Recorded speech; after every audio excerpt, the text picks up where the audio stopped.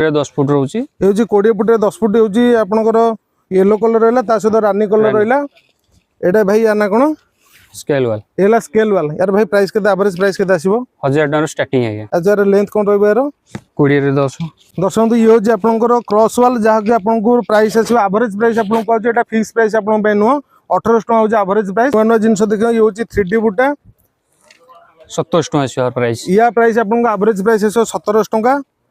देखुन यार कुंच सहित यार कलर कॉम्बिनेशन झालर रहइबो कैक्टर निगरान रे येलो कलर आसी येलो कलर आसे ता सहित आपनकर एठी चुमकीर मध्ये काम होची माने पूरा अट्रैक्टिव लागुची देखिबा को यार प्राइस आसीबो 1700 टका 2010 गैलेक्सी वाल भाई चंदन भाई यार एवरेज प्राइस कोन आसीबो 1650 भाई सब कलर अवेलेबल यार सब कलर अवेलेबल नै की गैलेक्सी वाल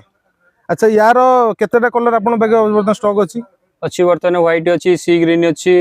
चंपेई अछि व्हाइट अछि हमर कैक्टर निगरान अछि स्पीच कलर अछि लेमन अछि येलो अछि पाखा बागे 7-8टा कलर वर्तमान आपन बागे प्लस रहबो 7-8टा प्लस रहबो 7-8टा प्लस रहबो